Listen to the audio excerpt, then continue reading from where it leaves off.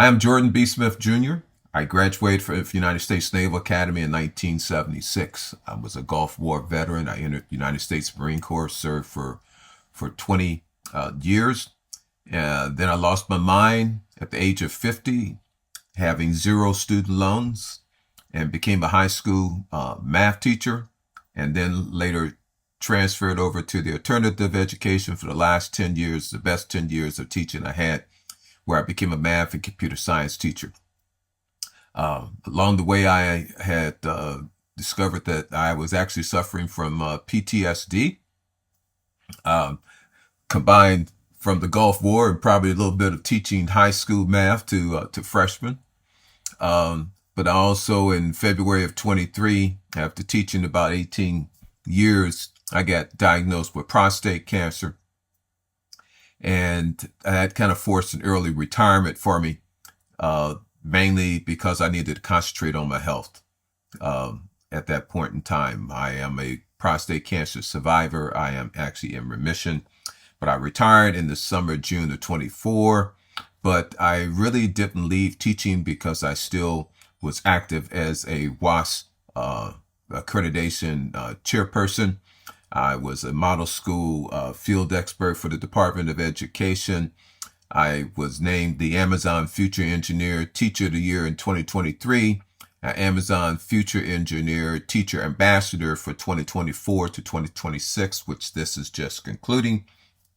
And I'm a self-published author, really an author by holiday habit, I put it that way. I've written 11 books, and the last 4 have been specifically on a fiction books, talking about the struggles of students against the odds. And I'm telling you that so you understand where I'm coming from. And currently right now, I am what I'm going to call an AI plus automation educator. In other words, I was fortunate enough that when I was at the Naval Academy, I was forced, it doesn't make a difference. It's an order. When you're in the military, they tell you to do something, you do it. But we were required to take 2 years of computer science. Now, at the point in time, that word computer was strange because we didn't know what a computer was because it wasn't available as what everybody sees now, especially like in your cell phones. This is the most powerful damn computer that I had. But we were required to take basic programming. Okay, so I learned how to do basic programming, and there was a mainframe computer that I never saw, but we would go into this room, and in this room had all these teletype terminals, and we were required to write programs. And they were just basic, simple programs, how to do inputs and outputs, and you would write the program, and it would also grade it. So when you had your program complete, you just hit the button and it would grade it for you. Okay. And so I really liked it because it was a problem. It was a problem solving. And I was studying mathematics at the Naval Academy, and also at the Academy, you were required to take naval science and naval engineering. So we had a minor in engineering. But my major was math. And as a math major in 1972, then in addition to having 2 years of computer science, then we were required in my math courses to actually write a program to solve something that I was doing manually. Now, this was before even seeing computers. Okay, so I graduated in 1976. It wasn't until 1984 that I actually saw a regular personal computer. And during my lifetime, I've had my brother had an Atari, had an Atari computer, one of the little first Apples from my brother that they had those. I've gone through all of them. From my very first computer I had was on a cassette tape, and then I had a Trash 80 from Radio Shack. They had the big floppies, and then I went to the 3.5. Then I went to the CDs, and then we went to the hard drives. I went through all of that through my life. So. And I was really wondering why they wanted us to learn this computer programming. So it wasn't until the summer of 75, what we call our service selection summer, where I went on the Navy subs. I flew helicopters. I flew fixed wings. I was in jet aircraft. We were playing Marines, all of those different things. But by then, even that short 3 years, technology was starting to inch in. And when I went on board a Navy ship, I saw this combat information center that had a bank of nothing but computer screens and radar. At that point, what I really saw was the radar screens. That was the part. And radar had been around for a while. I knew what that was. Okay. But the end result was that this. Because of that, anytime I went out and as computers were evolving, I was not afraid of them. And I embraced them. And so I'd use them when I would write programs to do attendance. My first program I wrote was when I was a commanding officer in Okinawa. And I had 1,300 Marines. It was the largest company in the Marine Corps, and I was the commanding officer for it. It had 37 sections of Marines that were from different organizations, Field Force Service Support Group. It was a logistics organization. And those sections were spread all up and down the Okinawa. And each one of those sections were required to go ahead and submit their attendance to me, in which I consolidated it so I could do my attendance report. And a lot of this was being done on paper. And what I did was wrote a program where I can just input in the different numbers and have it do the calculations for me. That's what I did. Then I also used it as a logistics officer to write programs. And as a result, I got introduced to FADEC because I was an artillery officer. And so being around computers was something that was there. I had received a foundation. So, of course, when I became a teacher in 2004, computers have been up and around. I still continue to use computers. And one of the things that I did was to create a teacher website. I created this website. Why? Because it was going to save me time. That's why I used computers, was to save me time. So one of the things I did was that, and I'm going to go ahead and pull up, let's see if I can. Yeah, I'm going to go ahead and pull up my website because I think it's kind of important for historic factors here. And I probably need to, let's go ahead and stop this and I'll edit it. So I became an alternative education teacher in about 2011, 2012, right before where the Common Core was getting ready to come in, when all this, everything went crazy. They invented the Common Core, I believe was actually 2010.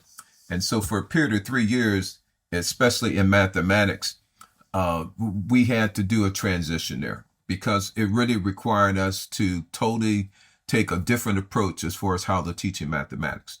Now, I worked in alternative education, and in the alternative education, I worked at 3 schools: a continuation school, a seat-based program.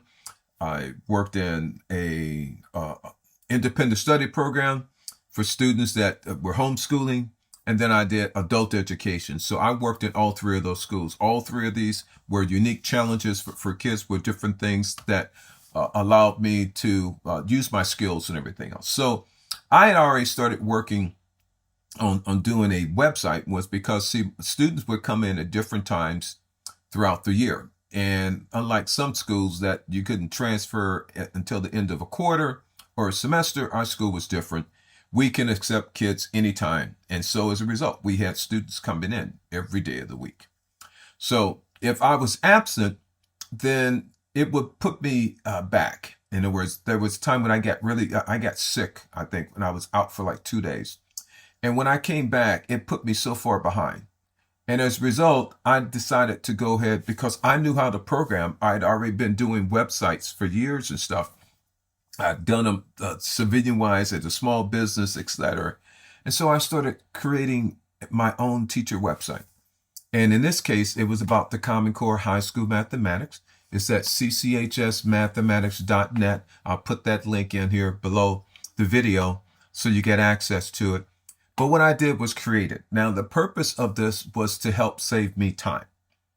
And so anything that I can do the first time, or I show things to students and they get it, I would actually capture it in the time by either doing it on a video or doing it in a blog or some other way, and put it everything on this website. So I'm not going to go into everything, but here's the understand that you need. I created this to save me time as a teacher. Okay, save me time. Okay, so here was the SBAC prep. We were getting pressures about low performance of students, even in the continuation school. Even though they're sending me students that have failed math for 2.5 years, I was going to be responsible for somehow, miraculously, teaching 3 years of mathematics in 90 days, because that's about what I had for any students. Anyway, my job was to prove that I'm doing everything possible to do that. So I created this page here, which is about the SBAC prep. I knew in order for the students to, my first experience with the state test was that students would go there and they would put IDK, IDK, IDKs, because you had a multiple choice section and you had a performance task, which is like a word problem. And kids hate word problems, but they definitely hated word problems with the word math in it. So what I did was to create this. And first I had them to be able to go to a practice site so they can get familiar with the website and all how to push the buttons, and actually had them go through a test. And it helped them calm down as far as taking the test and not being too intimidated. Then I would give I did a pre-test survey. Then I logged them in and had doing different assessments so I could see exactly what levels they were, diagnostics testing. So I did it for diagnostic testing. I put everything else, set up all the tests, had in the code. All the student had to do was come in and go to it and type in the information, copy and paste, because they were on Chromebooks, so that they can either go to this website and all they had to do was copy and actually go to the link and paste it in. Okay, next thing I did was orientation. Orientation was meant that how do I get Johnny, who has not had any math credits done, to start to perform and fall in love with math? Part of it was that I learned a system that part of it was part of my doctorate research. But anyway, the long story there was that I wind up coming with an orientation. So first, I wanted to find out what garbage was already in their head. Like, for instance, I needed to know if a student heard the term PEMDAS, because PEMDAS is not the orders of operations. And if they had that, I need to reprogram it. So it was the 8 myths they would do. Then I needed to understand if they understood about the standards of mathematical process. Then I wanted to make sure that I could communicate with all of my students. So for that reason, I did join remind, and I had them access to their text messages. So whenever I wasn't around, I could always send a message. The day when our schools got shut down, March 13th in 2020, I was able to, in the teachers meeting, when the principal told us this, I was able to go to my cell phone and send a message to all of my students, letting them know that school was going to be closed, that I wanted them to be safe, but that I was going to communicate with them with this. And I did this for 1.5 years on my Remind system. That was such that nobody else was actually using that Remind system except for me, except our school started using the Remind because of me. Again, that's my using innovation. We wound up using Enroll at GoGuardian. GoGuardian was so that I could see their screens remotely. Okay. Then I had students, I knew that they had a fixed mindset. They had a fixed mindset. There was no way they're going to learn math. So I would do a mindset survey. If the score came back says fixed, I would send them to go to how to learn math with Joe Bowler at Stanford University and take a course. I also I had a learning style inventory so I could understand what their dominant learning style was. I gave them access to Khan Academy as a resource that if they get stuck on math and they can't get a hold of me, that they can actually go here to actually learn. Especially with students that did not speak English, I could have them go to Khan Academy, because I could give it to them in Spanish. Okay. Then what I did was also, and this was ingenious, what I called was a math warrior blog that I would show. I wanted to make math more, because the question the students always gave me was, in fact, when am I ever going to use this? Okay. When am I ever going to use that?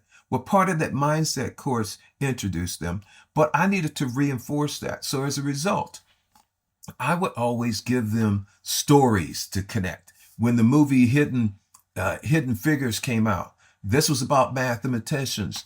I actually did that. And it's an example that you can see on the screen is that in order to get my students not afraid of word problems, I needed to develop and give them a strategy. So I had actually, myself and Karen Lee, we actually developed a strategy. We took it from language arts about close rating, but then we adopted it and changed it specifically for math. In this case, we taught our students how to use colors. So if I had a student that learning style was visual, their way of learning was with colors. And so I taught them how to use colors to highlight to get the information out. But I would always make connections. In this case, this is about NASA. This is about the rules of divisibility. And if students were having problems, and most students did, they needed to understand. So I gave them all the rules of divisibility that was on here. These are things that students had problems with. They couldn't see. I could look at a number like 11 and know that this is a prime number. And the only thing that can divide to it was only 1 and 11. Okay, and so we needed to have the rules, but I expanded on it and made it fun. We're talking about a focus on writing in the math class. I needed to get my students in a habit of being able to look at a question, answer the question, but also be able to respond and write. So these are all the things that I use. And then how do I have them write? I got together with my language arts teacher. And that language arts teacher, what we did was to teach them how to write, okay? So that they wouldn't be afraid of writing a performance task. And we're doing response. So what we did it by was using mathematicians. And we would have them do a report on mathematicians. And then I would talk about their mindsets. And then I would bring in sports. And then I would bring in baseball. Then I would bring in averages, hits, at bats, okay? Then we would do analysis on it, the earned run average, bring all this stuff in. And then mathematicians for seniors. I started bringing in money, how much money a mathematician was making, okay? So all these things, and then it just brought everything. And then introducing Flipgrid. So anytime there was any new emerging technology out there, I was on it. And we started going to conferences because I convinced my superintendent. I remember when I just got my doctorate and I had tried to submit an application in for getting funding to go on a conference trip. And every time we did, we got turned down until one day, and I used all my talents. So I'm a Marine vet. And so the high school had something that they wanted to recognize the veterans in the school. In the school district, and they schedule a little dinner and a get together on a Friday afternoon. Now, you know, for teachers, especially teaching high school, the last thing I want to do is go home on a Friday and get dressed and go back out. So I was not planning on going, and I was like most teachers that had turned it down. But I decided, you know what, these kids were actually ROTC students, and they wanted to be able to do something special. And I decided, you know what? So I came home, told my wife we're going out to dinner. And I said that I'm going, and then I went and got dressed in my Marine uniform. She says, where are we going? And I said, we're going to do something with kids. And so I went on that Friday afternoon. And there was one other person that happened to be there at that dinner. And that person happened to sit down at the table with me and my wife. And that would happen to be the superintendent from the school district. And we got in a conversation about math, and she mentioned that we need to do something that because the achievement gap was grades 3 and 5, and it was really perplexing. It was a problem. And she asked me what I thought. And I said, the problem is that, first of all, is that we're just behind in times. We're behind in times. And she said, what do you mean? I said, right now we are reactive.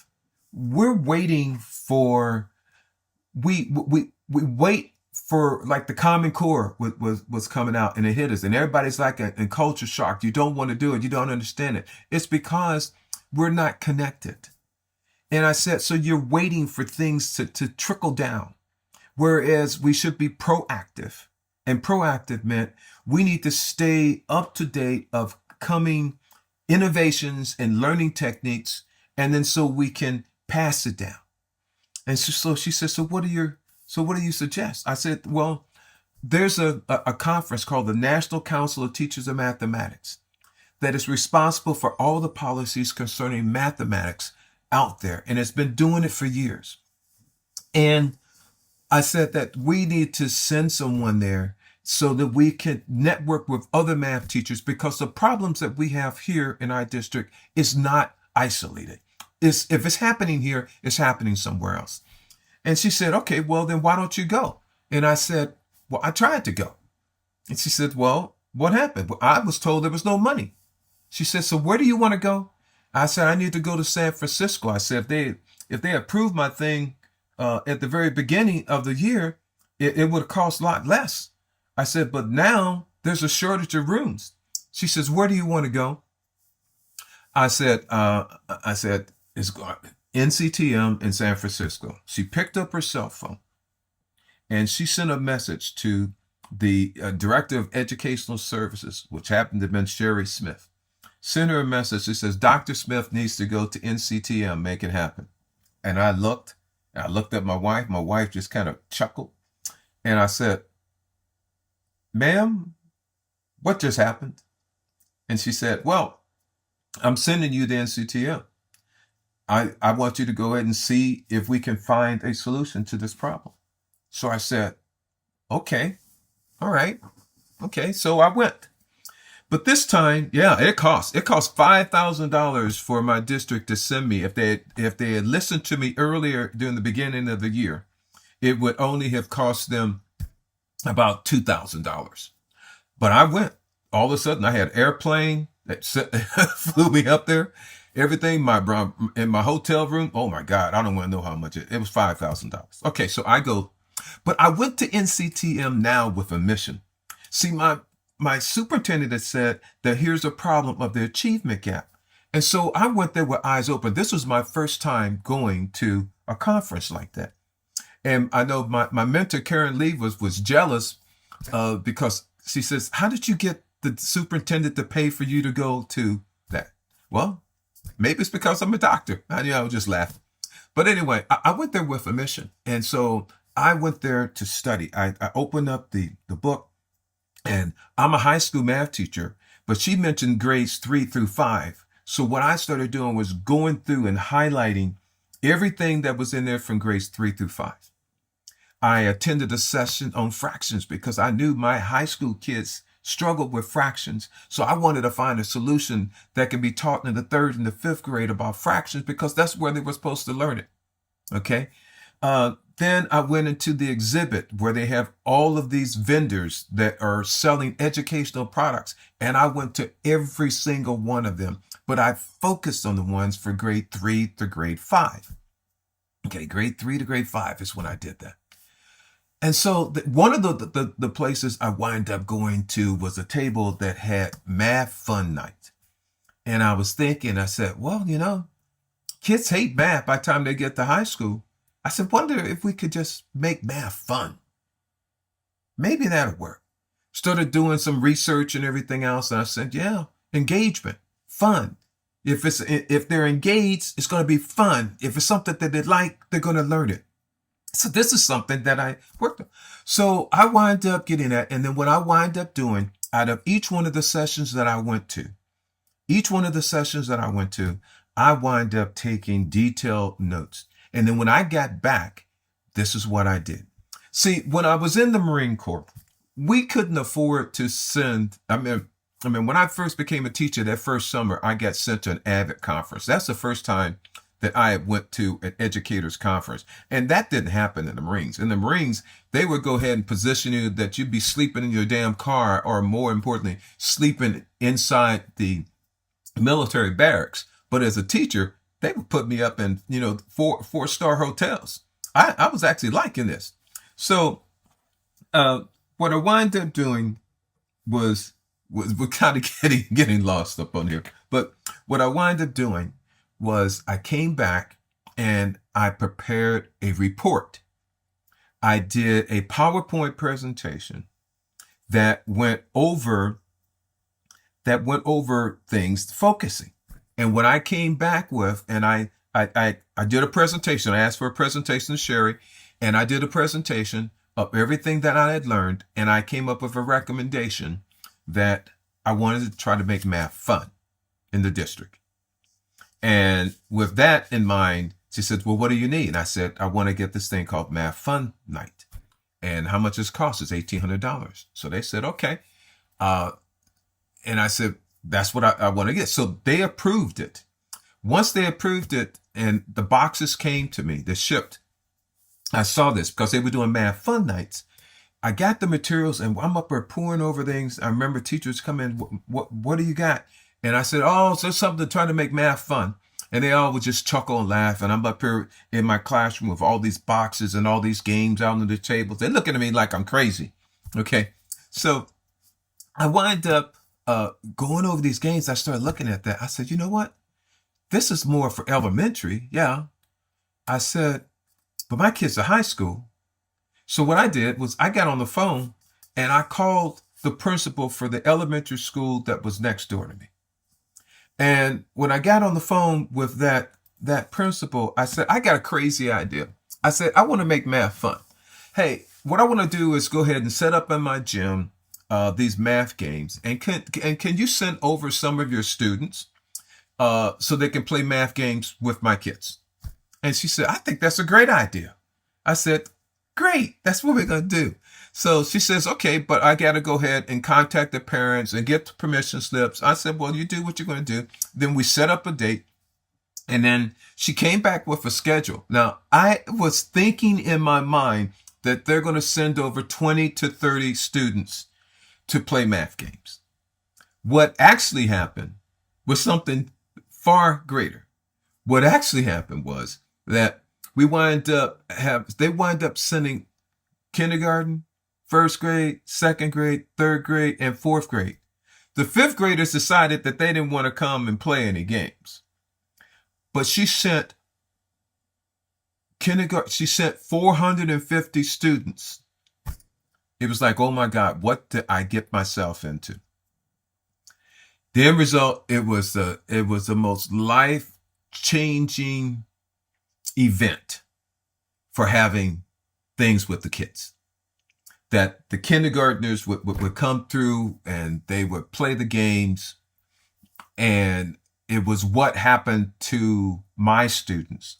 So I had students that hated math, that weren't progressing whatsoever, that all of a sudden now they were teaching these younger kids and they were seeing themselves in these younger kids, and it transformed them.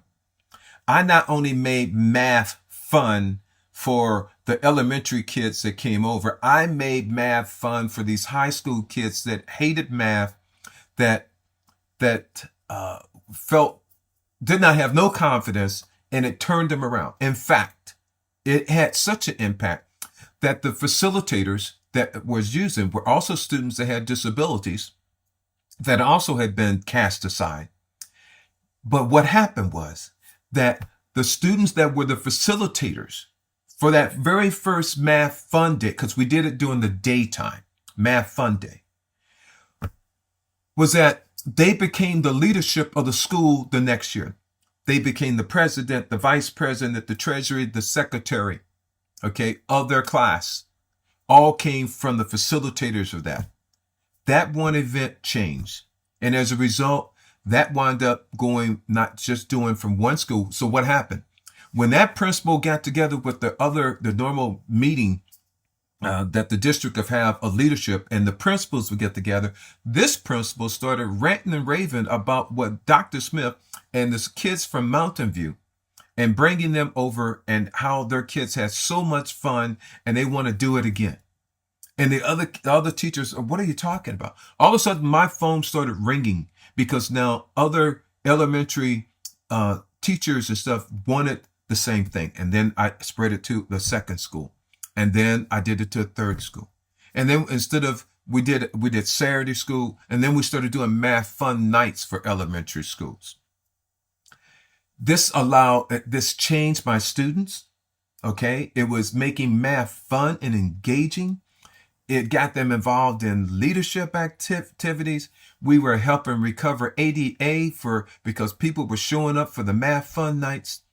It wore me out, but we wind up going virtually in that 7-year time frame because of this, okay, was thinking out the box. The end result that for the next 7 years, I did not have to worry about funding for the NCTM. Because what happened when I went the first time and then I came back and I said, NCTM is so huge. Okay. We're high school, but I need somebody else to go as well. And as a result, we had Karen Lee. And the way it worked is that our school paid for her and the district continued paying for me. And the next year, 2 of us went. And the next year, I said, now we need somebody from the district leadership to also go so that they can go look from the leadership stand. And the next year, there was 4 of us because you sent myself and then Karen from the continuation school. And then we had the elementary math coordinator, Tosa, and the high school math Tosa. And 4 of us would go. And then the next year, the high school members went. See, I didn't realize until I started doing this, and I was saying, I know I'm going off the cuff. I'm not reading anything. I'm just trying to share with you my history and my background and my experience and how I was able to transform just from an idea, just from a single idea. Okay. So I wound up using technology. So I wound up bringing in Desmos. When I went to NCTM, I learned about Desmos. I learned about GeoGebra from going to the conference. I did a survey because of a session that I went to. I learned about gizmos from going to the conference. I learned about Joe Bowler from going to the conference. I learned about math norms from the conference. I learned about reading and writing strategies. And then we also started, myself and Karen, realizing that math was a problem, but part of the problem about learning math was what other teachers were saying about math in other courses. Okay, reading and writing was important, but that's why we made a mission of going to learn how to do close reading and writing strategies because we needed it to bring it into our math classroom because the performance task involved writing. And then we wind up taking everything that we had learned here, and I started doing conference presentations for California Math Council South. Then we wind up doing California Math Council North. So therefore, what we were doing in our classroom, we started spreading it throughout the state to the math teachers. Okay. Privacy policy. Of course, I had to have a privacy policy of explaining how we use information. None of this information. See, we weren't collecting social security numbers or anything. This is information as a blasting board. This is like my resume or my portfolio. That's why this works. So I didn't have to worry about FERPA. I'm not collecting in their information and stuff. Then also I started bringing in the hour code roughly about like 2017, 2018, because of the right before the pandemic, we had started going through this thing about changing and getting rid of textbooks, okay, and going to computers and Chromebooks. First, we started out with the tablets. Then we started out with the Chromebooks. And part of that was ed tech was really starting to take off. And part of that was the hour code. And this is how I got in on the hour code. And I would take time because it was something engaging for my students. So they could do Minecraft or I could do math, but I wind up getting involved to doing the hour of code. Then I started expanding. As I started learning more different techniques and everything else, then what I started using my website for was the California, in this case, for math. So I started taking all the key vocabulary, the guide sheets, the credit study guides, the concept videos, the resource journal, functions, relations, and slope. I started putting the curriculum, but this was actually for intervention. If a student was having problems with a subject, they could go to this website and have a resource. And as I started doing presentations at other conferences, I would share this. So this was being spread not only in California, but now across. Okay, all of this.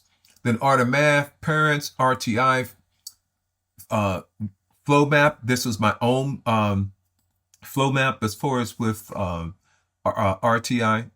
Okay, and it's going to actually load up in here. This is what I had created, which is a response to intervention for Mountain View. And I even started combining music, geometry proofs, Common Core standards, content objectives, even Common Core high school Kahoot challenges. So I did all of this with innovations, but I did it to save me time and to allow, because I knew at that time point also, I had students, see, chronic absenteeism was not an old thing. Chronic absenteeism has existed for a long time. But I had a mission to making sure that my students could graduate. And sometimes, like in the pandemic, was a big reason you couldn't walk into my classroom. But that was a learning lesson. That learning lesson was meant that as a teacher, in order to be effective, I need an effective way of communicating to my students, even when they don't show up. Even when they don't show up. So that's why I started Response to Intervention. Okay, so I know I've been rambling, but I wanted to do this, and this is very important. You need to understand who I am and the road that I went through. I am a Marine vet, so that mindset of me, that mindset helped me focus on accomplishing the mission. And my mission was to help students. Okay. So, and even though I'm no longer teaching, I am still working and I still have a heart for my teachers, but see, I am an innovator and there is a problem. Okay. As I was starting to do this, and I'll probably go ahead and I like this. So this is going to go for a while, and that's fine. Other people can do 1 hour, 2 hour, 3 hour presentations. I can do the same thing. So this is what I want to go ahead and show. This is talking about, let's kind of listen to this thing. This is talking about, survey says 70% of teachers are on the verge of quitting. Let's look at this. Let's go ahead and play that. Yes, HISD is still reporting hundreds of openings for teachers, and this survey shows it's an issue that exists statewide. A troubling new survey released as the busy school year begins. The Texas State Teachers Association survey released this week says 70% of teachers are on the verge of quitting as educator morale sinks, citing concerns of lack of internal and external support. 94% cited increased stress during the pandemic. 81% reported an increased workload and planning, in addition to growing financial pressures and more. Results that essentially mirror a previous study done by Texas AFT. I think teachers are finally realizing their voice. They realize what we are worth in the education profession. All right, so 70% of teachers were up here thinking. That's in Texas. But I wanted to go here with this one I thought was even better. 70% of teachers in the nation say they have a second job because their current salary is not sustainable. That's according to a new Gallup survey. For one East Valley teacher I spoke with, she tells me she and a few of her colleagues have side gigs. It's a profession Mesa teacher Felicia Alberts fell in love with, but can no longer afford to give everything to. I've had a second job for about 7 years. While most people have weekends off, Alberts spends hers delivering packages for Amazon. She is far from alone. Most of the people that I work with have second jobs. 1 in 5 K-12 teachers nationwide say they're struggling financially. According to the Census Bureau, the state's median household income is nearly $80,000. The average Arizona teacher earns about $15,000 less. I do not foresee myself getting rid of the second job anytime soon. With 2 master's degrees, more than 10 years of experience in the classroom, and a union membership, Albert says the pay still isn't cutting it. How much? Okay, hold up. Now let's stop. Okay. And the reason I'm going to stop on this is because this was reported. This is state of Texas, but it's not just in Texas. It's across the country. Okay. Teachers are frustrated. Now, a lot of, I'll be honest right now as far as myself is concerned. Okay. I would not be a teacher, and I would be one of that 70% quitting if I had to work up under the current administration. That there's just plain and simple. Okay. So, there was enough right before this. Okay. But again, just like as a Marine, I didn't care who the president of the United States was. I was there to do a job. And the same thing here. But I want you to listen. And the reason I wanted to stop on this video right here, and the reason is because this teacher made a key thing. She had been teaching for 2 years and she had 2 masters. Okay? 2 masters. A lot of people think, oh, well, teachers, they're overpaid. Okay, this picture, this short video showed that the teacher was receiving $15,000 less than someone not in teaching in the corporate world, okay, with the same experience or same degrees in knowledge and education. Okay, or I hear the other thing. Oh, well, you're off 3 months of the year, okay, so you don't need to be making as much. So that's another complaint. Or they say, well, there's some of the highest paid people across the country. Well, not all the highest paid, that's for sure. But you didn't hear the key thing, the key issue. Let me listen, please listen up, okay? And I hope I'm going to take this, and this part is definitely going to turn into a short, okay? What you need to understand was that in 10 years, she had 2 masters. You think the damn masters are free? When I became a teacher in 2004, okay, talk about loan forgiveness. I graduated from the Naval Academy in 1976. That contingent was that I had to stay active duty for 6 years, and that paid back my education. That is what you call is loan forgiveness. Okay. This program, which is out there now about loan forgiveness, about working 10 years and paying 120 payments, is not true. And if that's the case, then why are 97% of the people that apply for loan forgiveness being turned down? Check this out. Listen, she had to get 2 masters. The masters are not free. I have 2 masters. The first master I got was $37,000, and I had to get the masters in order to become a teacher. Okay, that's the game. We have been taught and brought into a system that requires that we have to go out there and get in debt, go to school, get a good education, get your ass in debt, and pay on it for 20 to 30 years, over half your life expectancy. Okay, so now that's why teachers are thinking about quitting, because they're working 2 jobs. They're working 2 jobs. Okay, but again, it's the wrong problem. It's the wrong solution. Because all you're doing is trading hours for money. Hours for money. And as long as you're trading hours for money, you're not going to be able to get ahead. Because the only way for you to make that extra money is that you got to work. In this case, working for Amazon, good company. I love them. But the thing is that in order to do it, you have to trade time. You have to trade time for money. Okay. What you should be doing is trying to figure out a way of how to get passive income. Passive income. So when I retired with student debt. But I decided that I don't want to pay on it 20 to 30 years. See, because I'm one of those individuals of the 97% that got turned down for loan forgiveness.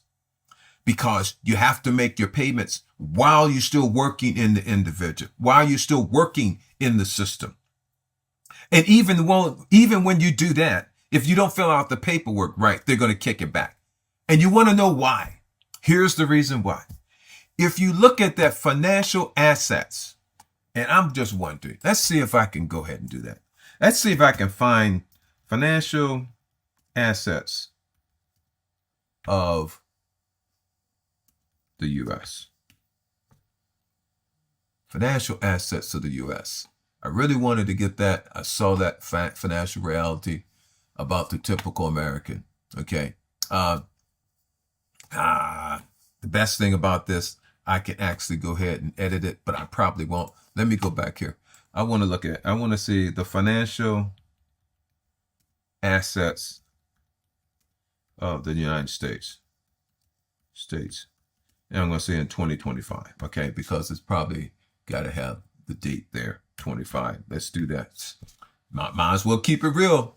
US, we're going to go ahead and see what that is. But I want to know what the total financial assets are. And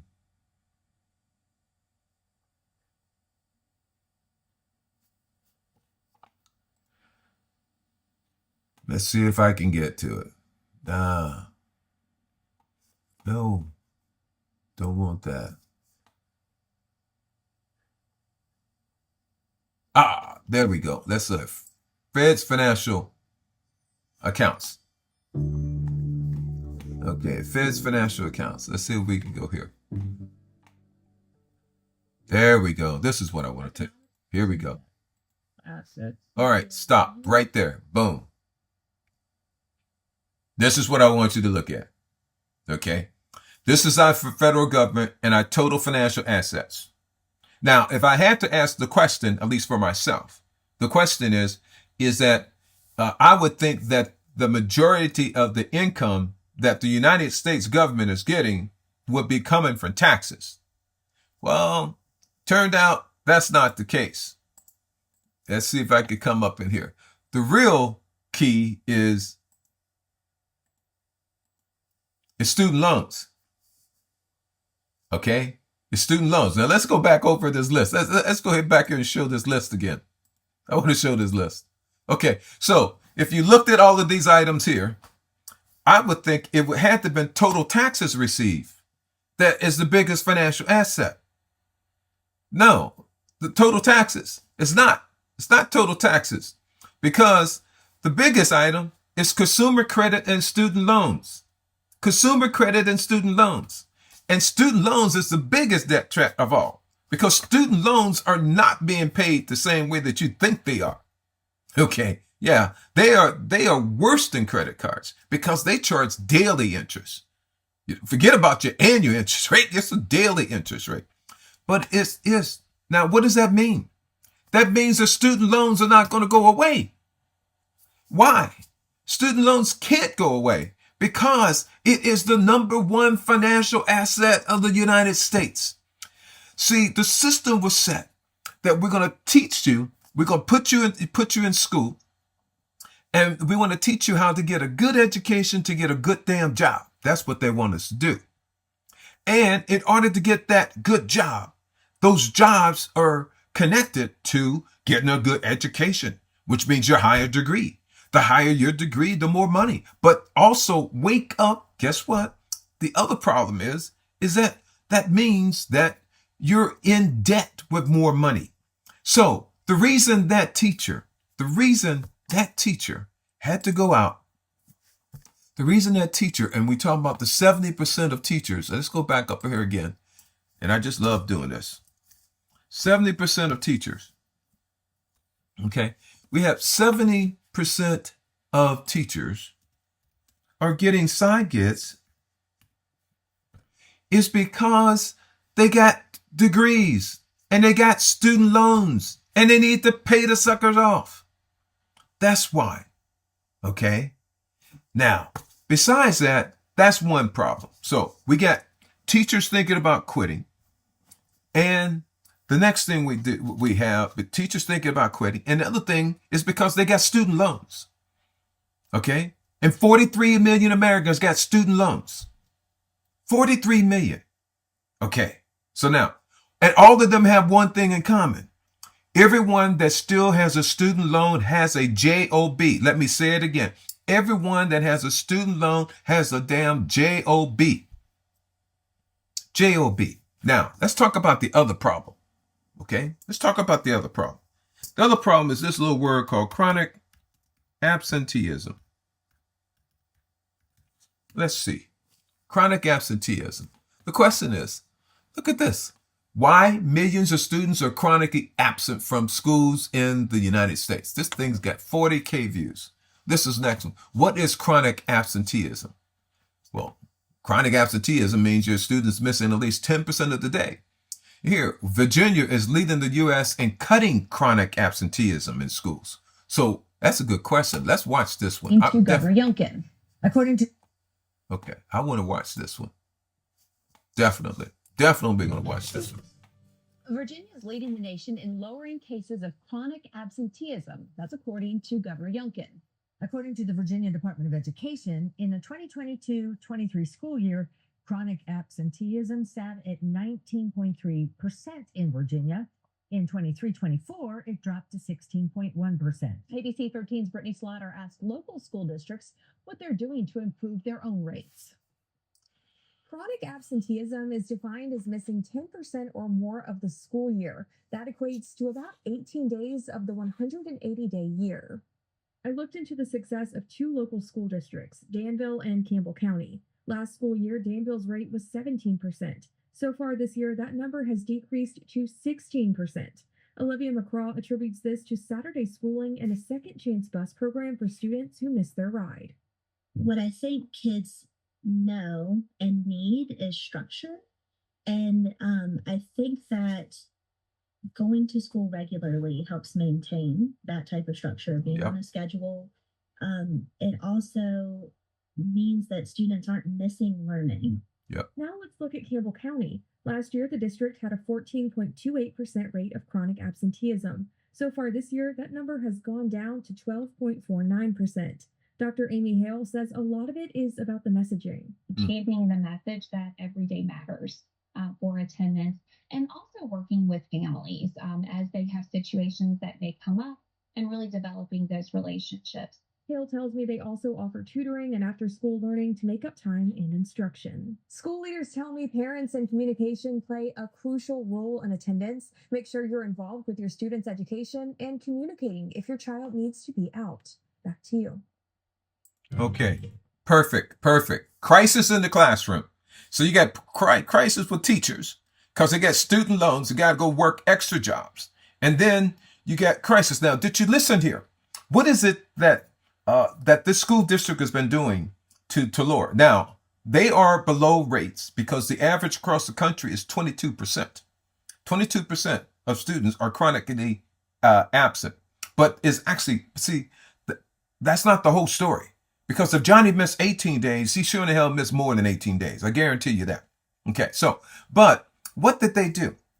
They talked about their Saturday school, okay? And we've had Saturday school, I've seen that. And we've offered Saturday school and had very little show up. But there's that relationship, the messaging that's going out of why it's important to be. And correct, if they're not in school, they can't learn and they can't get their credits. Okay, now, there could be things concerning with ICE. I know in California, that's a big issue. Teachers are saying, well, the reason students are not showing up because they're afraid of their parents getting deported, etc. And that's probably part of the issue or maybe a contributing factor.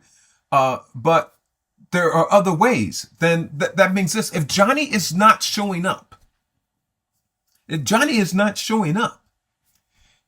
you need to come up with different ways to get the learning to Johnny. Okay, I want to say it again. If Johnny is not showing up, then you need to figure out a way how to get the learning to Johnny. Plain and simple. Okay, now that's why when I was teaching, I already knew I had students. I could look at my roll, especially first period. I got 18 students on my roster and I got four kids sitting in the seat. That right there says there's a problem. But I had created a system outside. I created a system that I did was, in this case, was that website. I created a website that provided resources. Now, this was before everything else has shifted. Okay, so now I've kind of went on, and I guess really the whole purpose of this video was really to share with you my story, my background, and why I'm doing this. And you can see how I'm so passionate about problems. But it is 2026 and we have a problem. And that problem is that kids are not showing up to school. Chronic absenteeism is a problem. 70% of teachers having to go and work second jobs is a problem. Okay. 70% of teachers thinking about quitting is a problem. But the question is, now that you got a problem, what are you going to do? See, that was the thing. In my first 10 years of teaching at the traditional school, I was not concerned about Johnny showing up in my class. My job was to show up on time, was to teach the curriculum. I did do tutoring because I knew I had students that were following behind, and I gave them the opportunity to do tutoring. I never did a Saturday school in my first 10 years. Never did that. After Saturday, I said, nope, I'm not going to do that. Okay. Never I did make some phone calls, but the one thing I did not want to do is start making phone calls to go ahead and talk to a teacher and stuff, or talk to parents about their child at 5, 6, 7 o'clock. And there are teachers that are doing that because here's the truth. If Johnny is absent first period or second period, you're wasting your time unless you know for a fact that the mom is a stay-at-home mom, but most of them, because of income, they're both working. So in order to talk and to connect to the parent, you need to wait after hours, but you don't get paid for that. Okay. It's not in your contract time. Okay. So that is a problem, but we need a solution. See, because you could talk about the problems all the time. Now, what I used to do when I never came to my principal with a problem that I didn't have a solution. Okay, so I haven't been just ramping and raving all this time about the problem. Everybody could talk about the damn problem. No. Okay, so I am now what I call an AI plus automation educator. Okay, because I'm going to take this concept of the teacher website, and in my opinion, every school needs to have a teacher website. If you want to have a joke and find out how disconnected teachers are, and maybe the reason is because they don't want to be there as a target. I can understand not sharing your Facebook accounts and stuff, and we're not talking about that, but it's to each individual. Okay, but the thing is, we have a problem.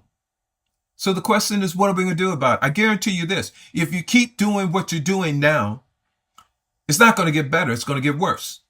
Guarantee it. Because if you're already on the decline, it's just going to keep declining. Okay. It's just like that school. Those schools are showing that their chronic absenteeism rate is below the national standard and it's falling. Why? Because they keep doing things and improving to make it go down to improve. So today in 2026, this is now the AI era.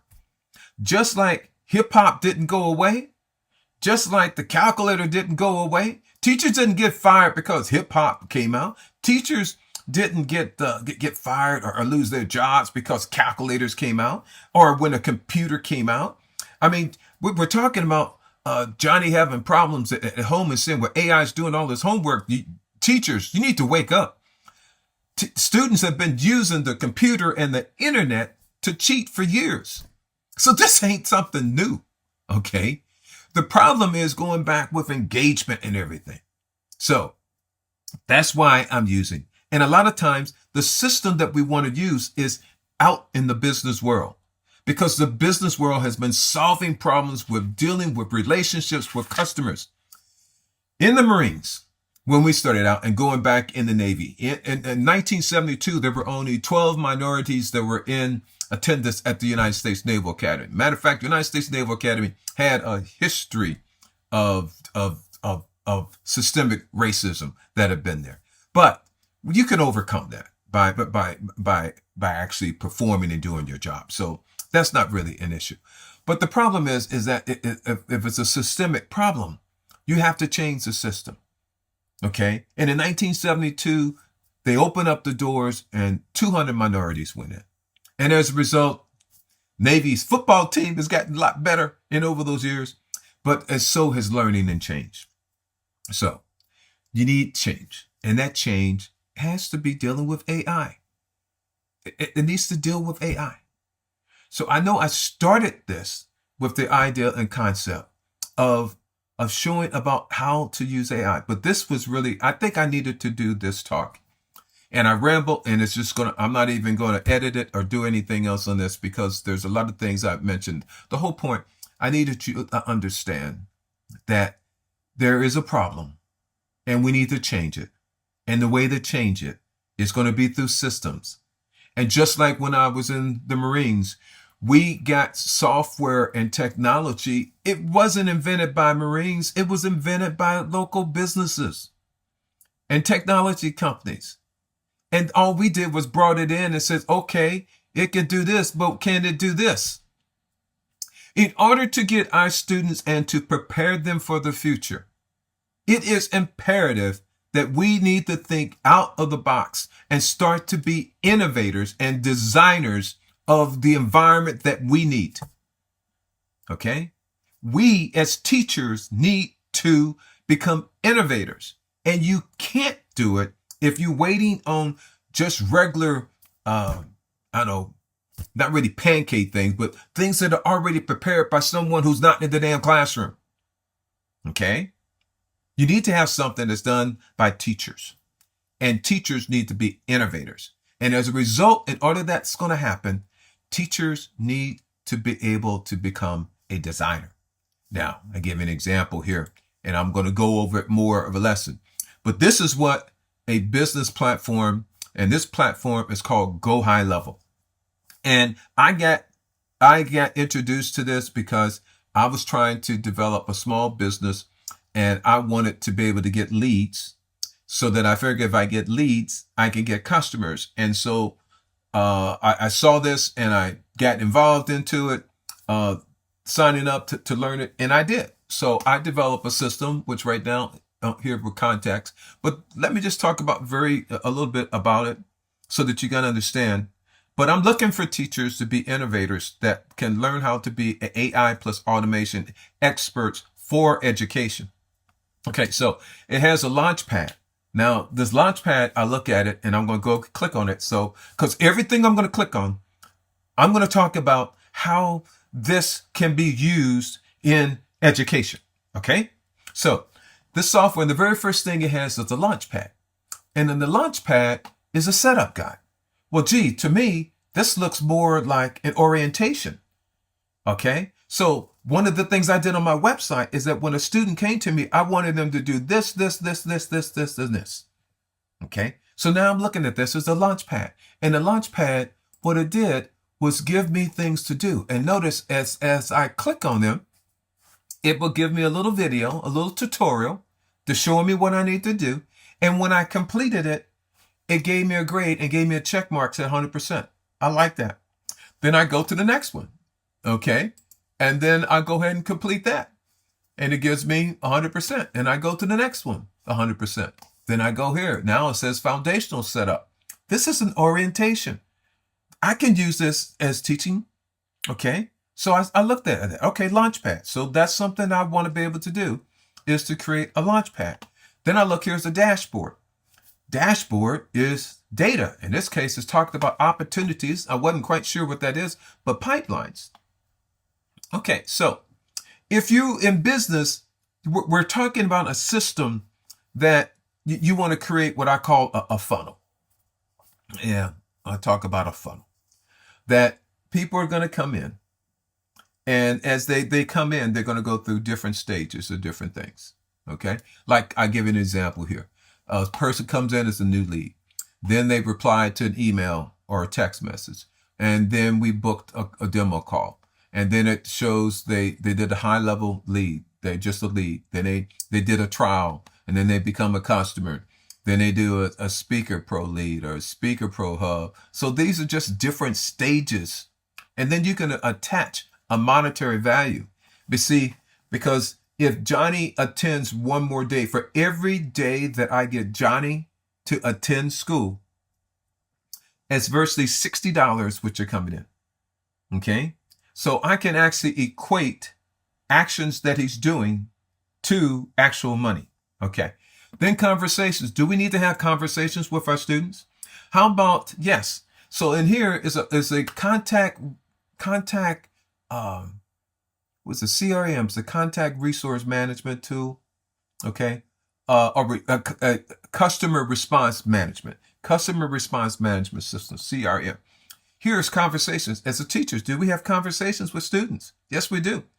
Wouldn't it be great now is that you have your conversations with your students, but now what you do, instead of just all verbal, either you're sending them a message, okay, via email, or if you send them the message of a text. But what happened now, you have a history of everything that you've been talking with that student, including talking with the parent. So you're documenting. Can we use that inside the classroom? Yes, we can. All right, next, calendar. Do we have calendars? Yes. And calendars. Yeah, we do. We have calendars. And the school has a calendar. I remember at the beginning of every school year, my school secretary, her name is Monica. I'll give a shout out to Monica. Shout out to Monica. Okay. But she was the best school secretary I've ever had. And she happened to be a former corporal, a supply clerk in the United States Marine Corps. I never ran out of any supplies in the 10 years that I was at Mountain View High School with my secretary. Okay, because she understood reorder points. And so she would already have things stocked. We could just go in and just get what we want. But then she would go in and look at it, and she would see what's not there. And she would already have the things in order and stock and to replenish it. Never had to ask for anything up in there. Okay, but calendars. So there's different activities. Okay, but a lot of times we have our work calendar and we have our calendar in real life. And if you're married, you need to make sure that those calendars are matching. Okay, you definitely need to make sure that those calendars are matching. So, but here's a calendar. But now this is not on paper. This is a calendar which is digital. So wouldn't it make sense to have your calendar that's there, but also more importantly, for as a communication tool. So you send a message because Johnny doesn't show up and the message, normally you're going to either have to do it after hours, but if it's automated, even more important is that we want to have a calendar. Okay. But wouldn't it be nice that this calendar is all integrated? See, in GoHighLevel, you can take your calendar, but what you can do is, since you also have a Google Calendar, and a lot of teachers have Google Calendars, you can merge it so that when someone tries to book an appointment for you here, it's going to show and go check out your Google Calendar and make sure there's no clashes. In this case, I had personal appointments that was coming because of my lead generation system. And when someone was scheduling an appointment, it would automatically schedule it here. But here, this is my Amazon Future Engineer session. And so that was actually being on there. And now I'm just seeing this is scheduled for 25, 26. And I guess I got a meeting here coming up. I didn't even know it. So here's an appointment that's already scheduled on my calendar. But do we use calendars as teachers? Yes, we do. Contacts. Contacts are who? Our contacts is a place where we can put in our students. Okay, so we do a contacts. Opportunities. Opportunities are things that we're going to be able to use. In this case, you have a pipeline and you have opportunities. But opportunities are the people. Okay, so see how I can move it. So what we do, we have a pipeline. In our case, we can change these. In other words, I have a new student. Okay. And then I have students which only needs math 1, a student needs math 2, a student that needs math 3. You're following me here. A student that needs business math, a student that has completed all his math credits. Okay. So I can come up with different stages that I want to move my Marines through. Okay. These are the stages. Okay. And so I can create one to do that with. And as Johnny completes math 1, then I move it. He's in math 1, I move him there. And then when he needs to be in math 2, I move him there. And when he's in math 3, I move him here. So can we use opportunities to get a snapshot of exactly where our students are? Yes, we can. Payments. Now, payments can come up. We all love to get paid. That's for damn sure. Well, payments in this case, in this system, is that do you believe that there are things that you do in your classroom that are unique that other teachers will probably want to know how to do? If the answer to that, you need to think about it. But now, see, as I showed you my website and all that information I was able to take and turn into books. So sometimes people want to go to books. Now, when I originally started selling my books, I was using Amazon, but Amazon knows all the customers and I don't know the customers. But as I go around to different conferences and everything else and meet different people, they want to stay in contact with me. Guess what? Now they go into my contacts. Because as I continue to work and continue to share, what I want to do is build up a contact list of teachers which like me. And as a result, then I can go ahead and create a membership. I can create a membership. And inside that membership, I can go ahead and create products. Or I can create what we call courses, which are in there. Okay, the products, which in this case, I'm going to pull up one. So I can create an affiliate course. And this one, look at this. Woo! Classroom to Keynote. How to go become a classroom teacher to Keynote, which means I can put things in there and organize it. And then I can get paid. So now I'm not only using this system to help me save time and automate, I'm also taking that information because I'm creating it and putting it in one system, able to create income. Instead of working Amazon or Uber or doing something like that, I can actually use my knowledge and my experience as a teacher. Then we have AI Studio. Because guess what? This is the AI world. And now the AI era is not going away. Now, as teachers, we need to prepare our students for the future. How about changing that? Let's do a mind shift. Instead of teaching them to go and get a good education, to go out and get in student loan debt, okay, and having to pay on it for 20 to 30 years, why not teach them about how AI can be helpful for helping them to use their brain to come up with concepts, or using innovation to come up with a concept that can start a small business? Yeah. And to start working on it while they're in high school so that maybe they can develop something or a concept so that they can help pay off their student loans and graduate without it. But here's AI, and we can do that now because let me show you my little tool. And this is called AI. This is called Vibe. It's a Vibe Studio. And what the Vibe Studio is, it allows me now, as I mentioned, I knew computer science and I've done programming and coding and everything else. And I know how to do that. And I'm a dot prompt guy. A dot prompt guy is a guy that likes that I can do the code. I like sometimes just to do code. What you're seeing here is a graphic user interface, all the nice and pretty. Behind that is actual code. I know how to do the code behind it. But most teachers don't. So that's okay, because now we're living in the AI era. Okay, so this is what I did. I went here and I went into this AI, and this was my first time using it. And I decided to do this. I went in, I'm going to test this out. So I said, create an invoice and create an AI voice agent for Mathematics 1 high school teacher named Dr. Smith.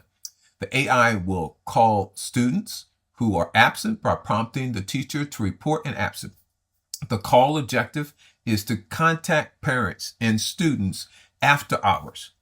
And what the AI voice agent does, then I just wrote here. And I used AI to craft this too. But in this sense, at 5 p.m., the AI automatically calls absent students and parents. Now, it's amazing. When I did this, I didn't put a time. But AI was smart enough to know that if you try to call a parent during the day, they're at work just like you are. So that's not a good time to call. 5 o'clock is a good time to call. But the problem is at 5 o'clock, where are you? For me, my contract time was from 7:20 to 2:45, 3 o'clock. 5 o'clock is after hours. I don't get paid for the after hours, but yet many teachers are calling at 5, 6, 7 o'clock in the evening, calling parents after hours and not getting paid. So I like that it's at 5 o'clock. And it's here's an example. Hello, this is This is Mr. Smith's math support assistant from Algebra 1. We noticed that Jordan missed class today. Tomorrow, students will learn how credit card interest connects to algebra and real-life money decisions. Press 1 if you like the makeup assignment text to you. Press 2 if you would like Mr. Smith to contact you. Now, the teacher saves hours, documents outreach, increases parent contact, and improves ADA and engagement. Okay? So, I typed this in and hit the magic button. And what happened? It came up and it started doing this. It says the AI voice agent dashboard was created. It created this dashboard. It created the damn dashboard. So what's on the dashboard? Let's take a look at this dashboard. So it says, welcome back. It says, look, hours saved, 14.5 hours that I saved. What's important for teachers? Save damn hours, 14 and a half hours. That's what it does. Next, intervention calls, 42 calls. It's logging in how many times I made communications out to parents. Parent contact. I made the calls, but how many did we actually get involved with and connected with? 89% contacted the parents. But this says 14% is engagement. What's engagement? That means they answered and responded back to me. And this is ADA. Why ADA? ADA, oh my God, ADA is the money. What's the problem with chronic absenteeism? It's the money. It's the money. Show me the money. Okay? So the ADA was 4.2%. Okay? It says trending upwards, which means attendance is getting better. Okay, so in order to do this, now the other thing, it said report an absence. So when I originally designed it, I wanted to report an absence. So I would go in here and actually type in the student's name. Okay, it's not going to all work up in it, but mainly I type in the name, I type in the phone number, I make sure I got the right period that I had here for the student. Originally, I put in there the topic that that student missed today, and then I put what tomorrow's topic is. And then I do makeup assignment to give a link that the student can go to get the information. Remember, if Johnny's not showing up to school, he's not learning. So I need to make sure I push the learning to Johnny. Then it says call timing. Originally, when I did this, everything was set to cue or call at 5 o'clock. And what you do, you would put that information and you hit, and what it would do is it would put it up in here at the queue. And so you can see here, Q, 5 o'clock. It has James. We're going to call it at 5 o'clock, and Sam. So where am I going to be at 5 o'clock? Not in school, not on the phone. With this system, what's happened? Here it is. Every period I'm responsible as a teacher is to enter in my attendance. And it should be done within the first 10 minutes of class. Students come in, you give them their bell work. While you're doing the bell work, you're doing attendance. You go to your computer, you put in your attendance, and the thing what you want to do is mark who's absent. That's what they want to know. Who is absent? So I put that in there. Now what you're going to do with this concept I wanted to do was that my attendance is here, and I have 3 students that marked absent. I put in my attendance, my area system, but then what I do, I have another tab up, which is this tab. And now what I'm going to do is that I'm going to type in those 3 students. Now, originally when I did it, I had the information. It only take a minute. And as soon as I hit the button, what's going to happen? It's going to put them up in the queue. And at 5 o'clock, it's going to start dialing when I'm at home having my damn highball.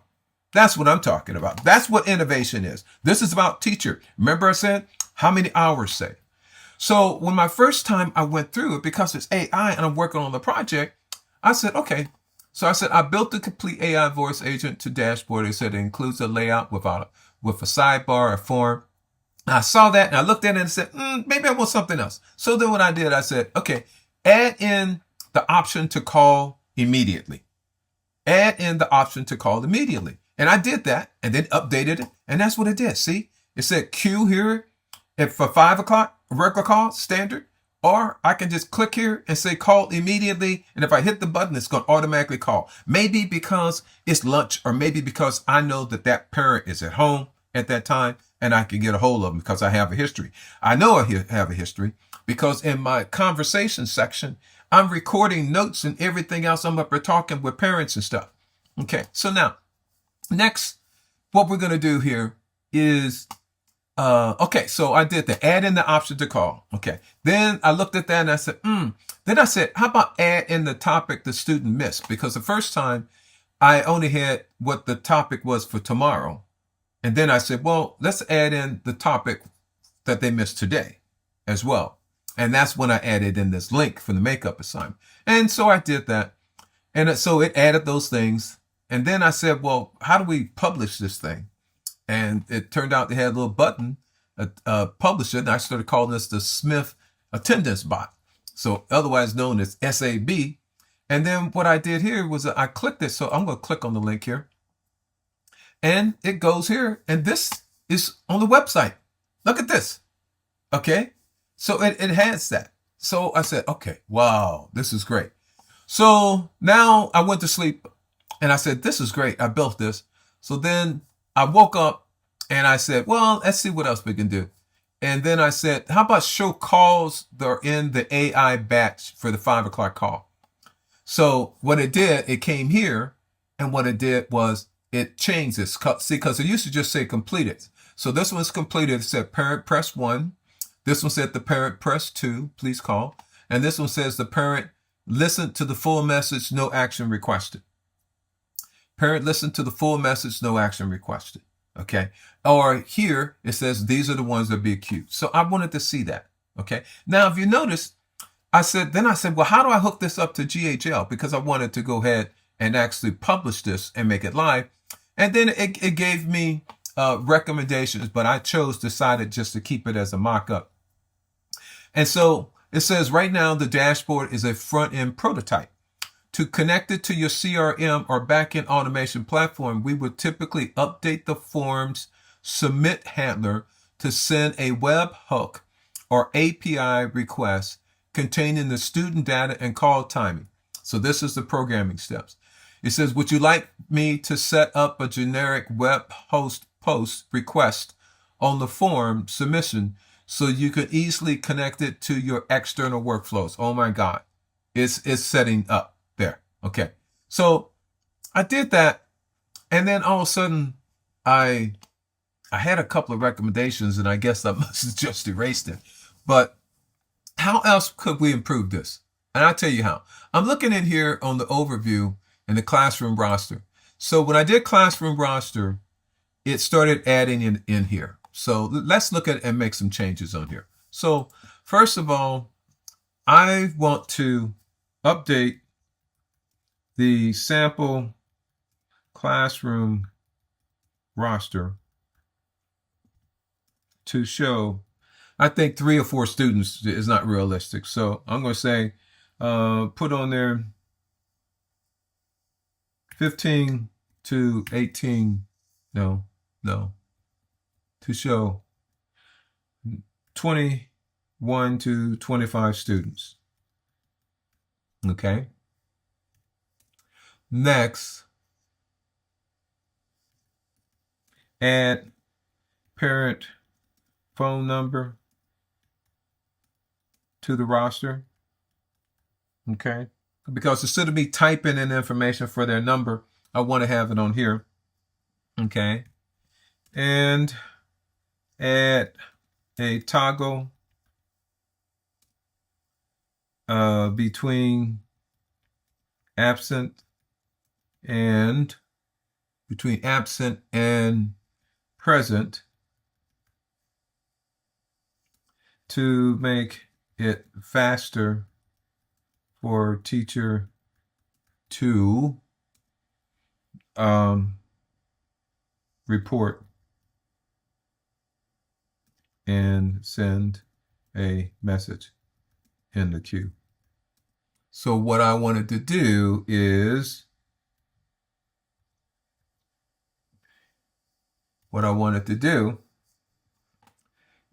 to put it in the queue. In other words, instead of me typing the information in, what I want to do, save time, is that I want to have all the information in here.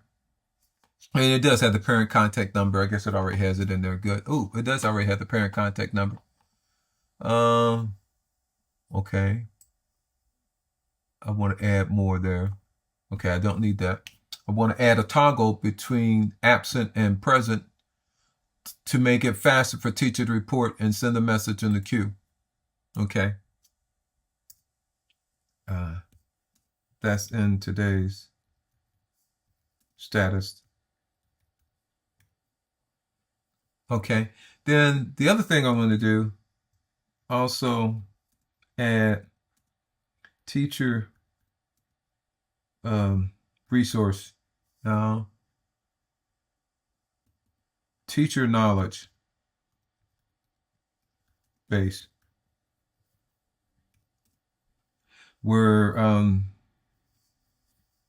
teachers add in syllabus, AI policy statement,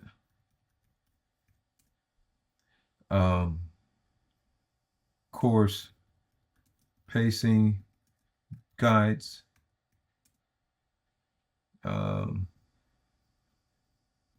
let's see, California State Math Framework, and I'm going to say add in California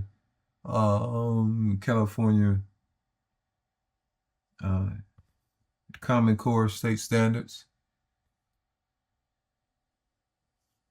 for mathematics. And what else I need? Okay. And other. Okay, let's do this one. Let's see what happens. So, this Vibe allows me to program without knowing how to program. I just need to be able to think. Again, AI is not to replace us as teachers, but AI is here to help us learn how to do more. And that's why all teachers need to have a tool like this. This is the sandbox that we want to use in order to come up with solutions. And it needs to be done by the teachers and the local school. Okay, to do this. And the cost on this is ridiculous. Now, if you do a system that's going to be just straight with sending email, a school can actually do this for roughly $3,600 a year. $3,600 would get access to this, where you can get access to every teacher and stuff on it. Now, there may be some other costs because I'm actually dealing with the beta. But again, if you recover one student in AD, in other words, improve one student that attends your school, instead of having 20 kids absent, now you only have 19 kids absent because of things that we're doing here. It pays for itself. Okay, so it is upward thinking. It says it's going to update the class rosters to include 21 to 25 students and add the fast absent present toggles so you can quickly queue them up. Also add a new teacher knowledge base section for your syllabus, pacing guides, and state standards. And they're going to get started on this right away. And it's doing. See, while we're up here talking and chit-chatting and everything else, AI, my buddy, is saving me so much time. Good question. How much time do you think it would take for me to do manual programming of this? And I'm a programmer. Okay? I'm a programmer. Okay? It's going to take time. So I think the next thing is, while this working there, I'm still thinking. So it's going to tell me my hours saved. That's going to be good. Intervention calls. Okay, total number of calls are going to increase. Parent contacts. Okay. ADA. Now, this plus 4.2%. What does that mean? Okay. I think we need to show them the money. Show them the money. That's what we're going to do. Show them the money. Okay, how are we going to show them the money? What we're going to do is let's monetize that. So let's update, I think we're going to update the ADA to show money recovery based on days absent, then $60 per day. And it's auto fixing build errors. All right, so it's working on that. And now also notice here, is that it has this other little button. So now as it's working, it's starting to think also. It says add a button to cancel a queue call. I think that's good. We need to do that. And then this one says add a feature to edit the queue call script. I think we should want to be able to do that. We want to change that call script. I think that's good. All right, so we may want to do that, but I'm also want to update the ADA. So I'm doing this here in real time because that's what I'm providing you, is providing value. And we're still going to go back in, but I'm having so much fun. So I got to share it with you. Because otherwise, how are you going to learn it? How can you even think possibly about even using this if you don't understand it, if I don't show it to you? Okay, because nobody's out there showing how to do this for educators and why you need it. Now, in the link down here below, there's a link and also the QR code for you to get a 30-day free trial and also a boot camp. But the boot camp that you're going to need is the boot camp from an educator. And I'm the educator. Okay. You're going to need a boot camp for educators. You need somebody who's a teacher that thinks like a teacher, that understands thinking as a teacher in order to do that. Now, if you're going to use the GoHighLevel for as a marketing agency, then yes, then you need to talk to the ones that's dealing with that. But if you want to use it to increase your outcomes, you got to start embracing technology and everything else. The ideal in this is if we can save enough money, recover money, then we can also recover money to allow money to be used so that your school site can send your math teachers to the California Math Council or your state math council and also the National Council of Teachers of Mathematics. And then I envision wanting to be able to share this on the national stage, that we could actually have sessions where we are doing GoHighLevel for educators. Oh my God, I just gave birth to an idea. I think that should be there. I think that should happen. Matter of fact, I'm getting ready to have some lessons come up here during this next month. And this topic should be there. How to use GoHighLevel for educators. Okay, we're talking about a business tool to use. Yes, I like that. Let's see here. Boy, I didn't realize that the task I gave was going to take so long. So, I told it to update the class rosters to include 21 to 25 students and add the toggle. So I guess it's creating all this dummy data and it's auto rebuilding it, which is a good thing. Okay, so now we've shown that. And federal student loans, boy, definitely showed that. And this is the Amazon Future Engineer that I have been participating in. It's kind of hard to see what they are, but this is all the stuff that's free for computer science offerings, scholarships, internships. These are the new scholarship winners that they just did for these kids, which is actually great. Got $40,000 for students. That's some of the things we have. These are some of the previous students, etc. So I do that while I was working there. Next, let's see here if they have, and it's still working there. Okay. All right. So I wonder, here we go. There we go. All right. So now it's starting to populate. Let's take a look and see what it did. Here's the overview. That's still there. Reporting the absence. So it still has it there on the manual basis. I can still do. Still have this and this. Now let's look at the roster. And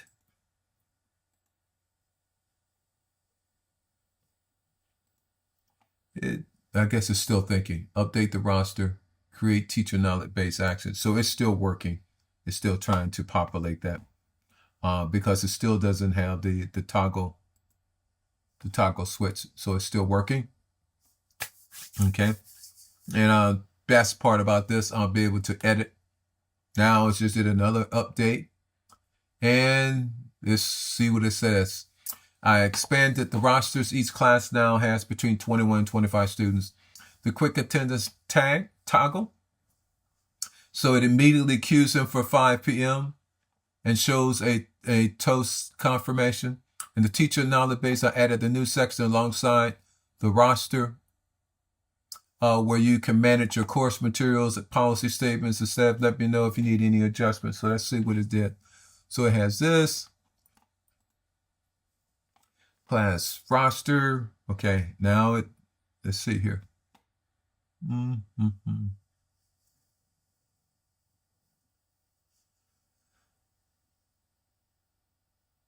Each class now has between 21 and 25 students. Oh, it must still be working. Yeah. Because I was going to say that, hey, I was doing the teacher knowledge space.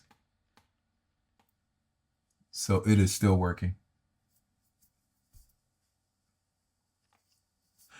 But again, I didn't have to do all that programming, but because we're looking at the time frame here, and the time frame for me to actually do this was going to be a lot more, and it's still creating and working. And I'm seeing it right now.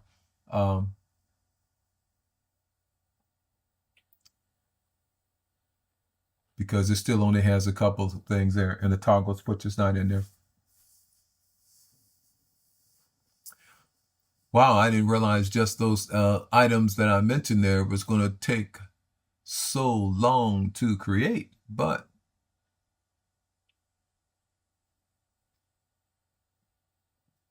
okay, it's reading the index, classroom roster.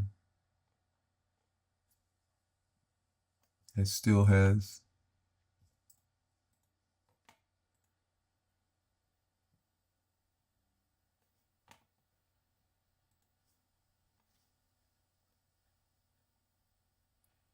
well, let's see what it did here.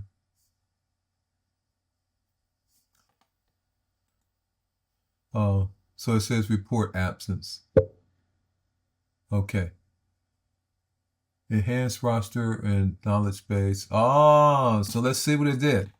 So now, okay. So what it did now, it has totally updated. And now the roster here has multiple students. Notice it has a toggle. And this toggle has present. If I here, it says queued for 5 p.m. Okay, so that person's already been queued for 5 p.m. Okay, and that's interesting. So now I'm able to easily just mark the absence. Okay, and I'm seeing right now when I did the absence, you notice that that didn't change. Okay, okay. When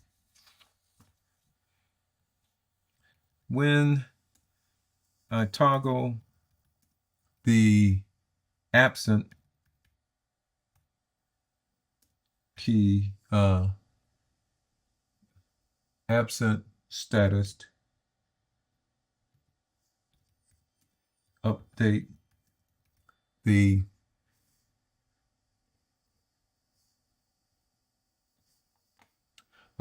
total absences.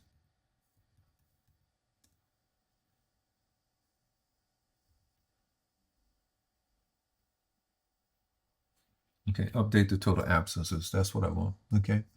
Also, I'll let it do that. Now it has a thing here for course materials. In this case, see it added the syllabus. These are all links to add the course materials and stuff. AI policies, and can add those things up in there too. And then let's see, for state standards, California Math Framework, California Common Core Standards, and standardized testing schedule. Wow, even added that. It has those things in there and also links. So to add that information. I think the last thing I'm going to have it do is when I toggle the absence status, update the total absences. That's the one thing I wanted to do. I want to get a monetization. So I want to add in estimated ADA funding recovered because of the ADA improvement based on $60 per day for each student. Let's do that. So I wanted to go here and put a dollar amount there and add in estimated ADA funding recovered because of the ADA improvement based on $60 per day. So what I want to do is put money into this, okay, so that you can see your averages and stuff like that. Now, the one thing I did today was I got up, since I am retired, but I was able to go ahead and call a couple of teachers from my former school and actually ask them questions about chronic absenteeism. They confirmed that the absenteeism this year is worse than it has been. And it contributed in our school, since 87% of the students are actually Hispanic, that a lot of them had not been coming to school, or actually use it as an excuse not coming to school, because of the ice rates. So they were saying that. I say that yes, that may be a contributing factor, but the fact is that the chronic absenteeism rate it was for the previous year before the ice rates was still already at 80%, but this year is actually going to be worse. And the other thing is that if you don't make steps or take steps to change it, it's going to be the same. It's really going to be the same. So in this case, I'm adding it to update this. Again, I'm going through this because you need to see it.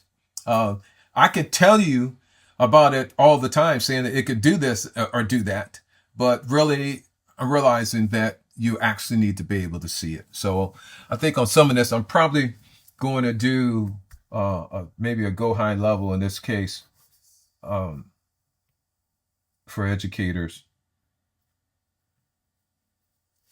And maybe I just need to do this as well. Okay. Do little Instagram snapshots of this. Really, this thing is long enough that I can upload this video and take this video and use it for shorts because of all the things that I'm actually going on over here. But I love this thing about this hours saved. I like this toggle much better. Oh, guess what? It's already been updated. Because see what happened? This was total absences 2. And now I toggle. Now it says absence 3. So it's already done now. This person was not absent. Now it is now interactive. And now it's changing. I can make this person absent. Now it changes to 3.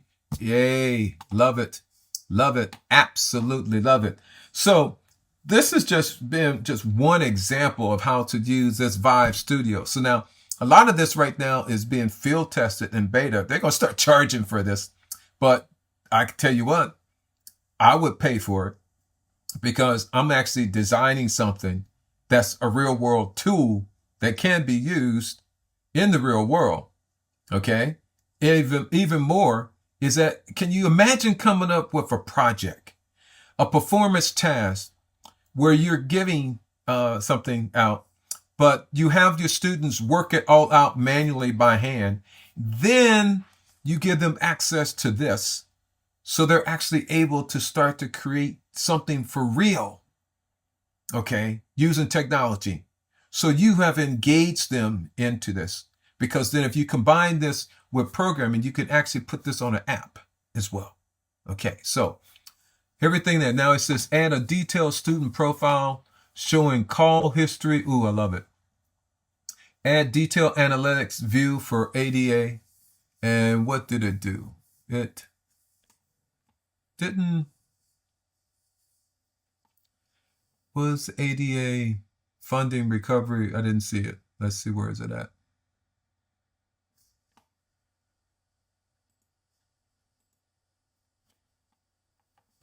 Where is that at? I don't see the ADA.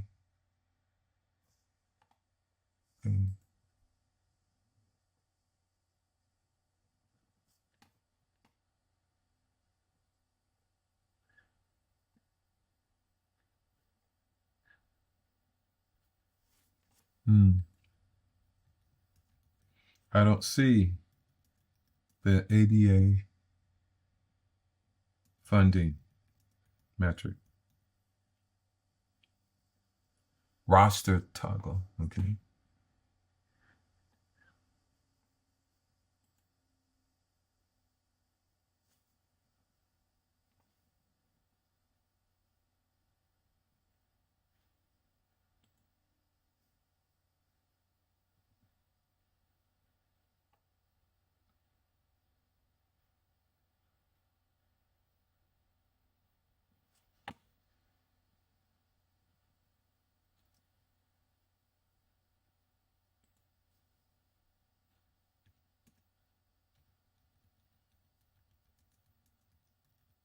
Expecting to see dollar amount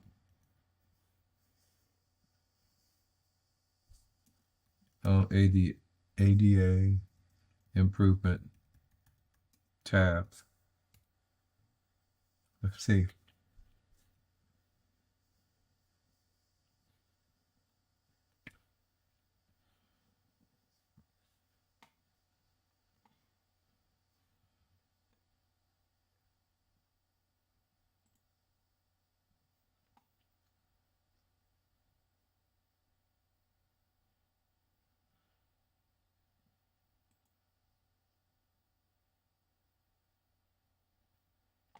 Okay. Okay, so I think what I'm going to do is let's go to the rest. So I think I've showed you enough of this right now. It is still working. We'll come back to this at another time. But now I want to do, so we got payments, AI Studio, AI agents, which means you're able to, like, this is a business tool for losing customers every day. It shows you that missed calls every day, missed chat conversions. So the human, 62%. Missed calls. The AI agent, less than 3. Missed chat conversations. The human, 78%. They don't check it. They have it on the website, but they're not checking it. The AI agent, they don't miss any of the chats because they're automatically there. Employee availability, only 8 hours a day. The AI agent chat 24/7. Response time is less than 1%. Response rate. So these are all the things in there. Anyways, a long story short is that we're able to do a conversation AI. And virtually what I was able to do was go into my knowledge base. And inside my knowledge base, I wound up creating one for math teacher. And up under the math teacher, what I did was uploaded files. And what I did was upload the math framework, the math standards, and a curriculum pacing guide. So I actually was able to create my math knowledge. So let's go ahead to the conversation AI, and what I want to do is AI agents. Let's go to the AI agents, and I want to go here to the one that says homework help. And I've actually built this, but let's go here to the dashboard, and you're able to put in different goals. I'm able to put in the different bot training. So what we're going to do is we're training it, and what we're going to do is test it out. So what I'm going to do is just say, hello, let's check it out. Hello.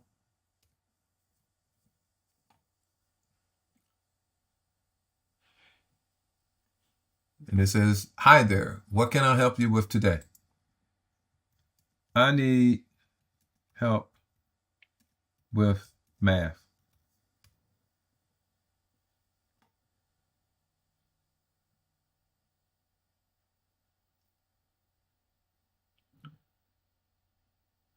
It says, sure, I can help you with math. What specific topic or problem are you working on? Let me know what you need help with. Explain a explicit linear equation.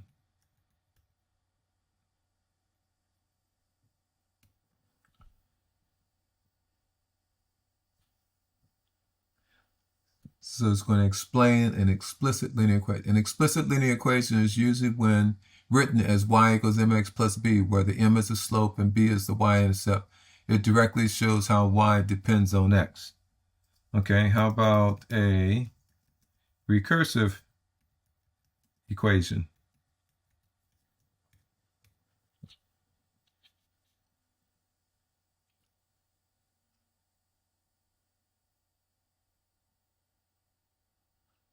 He says a recursive equation defines each term using previous terms. For example, in a sequence, a to the 1 equals 2, and a to the n equals a to the n minus 1 plus 3. For n is greater than 1, each term builds on the last. Okay, so it does show a little bit. But this is based off of the information I provided inside the knowledge base. So we can create conversational agents, our own tutor for our own classes, and actually have that. And that's what the conversation AI. And the conversation AI allows them to respond either through, as a matter of fact, the best way to do that is come down here. And I'm going to go here to AnnapolisCrete.com. And here, if we click on this, no, I need the student success. This is this one. See, this one right here is a voice one. Okay. That I can go to a voice agent. Then let's do the voice agent. Let's call Hope, which is my agent. Hello, you have reached the voice agent for Dr. Jordan B. Smith Jr. from Teach Lead and Inspire. How can I help you today? Hope, can you tell me about Dr. Smith's business?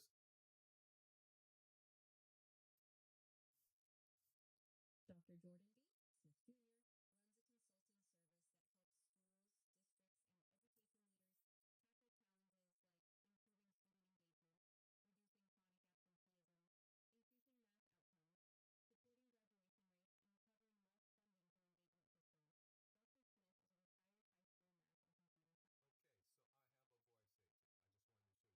Voice agent, you have a conversation agent.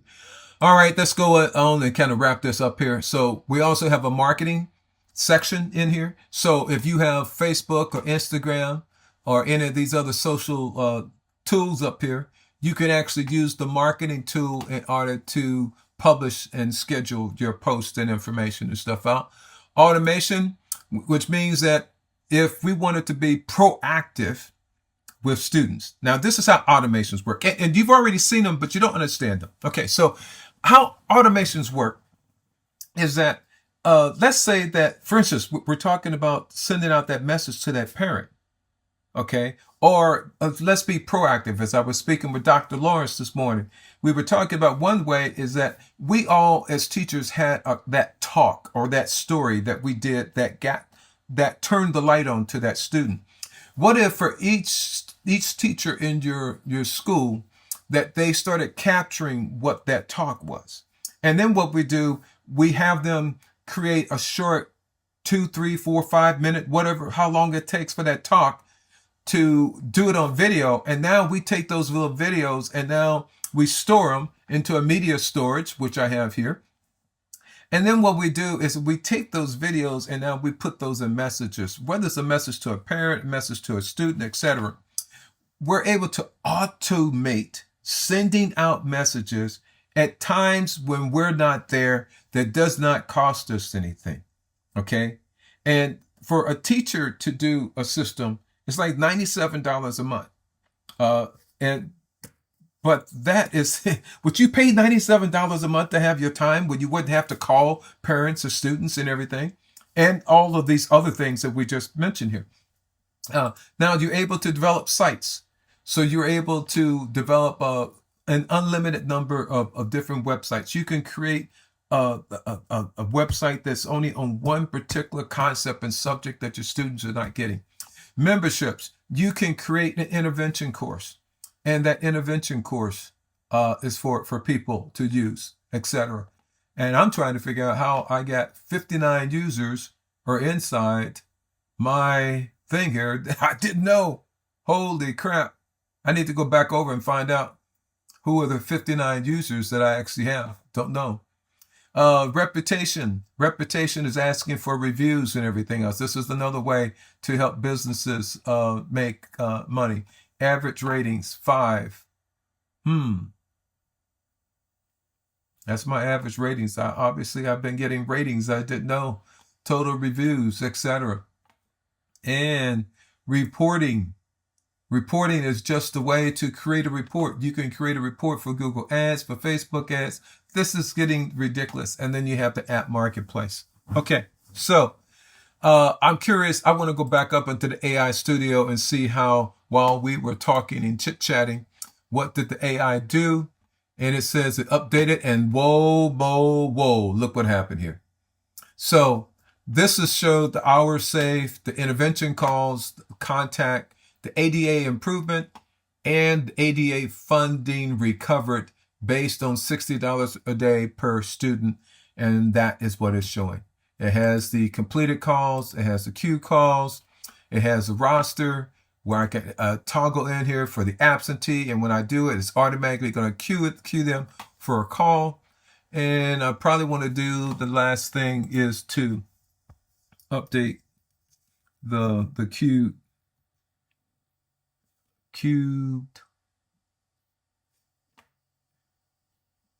QUE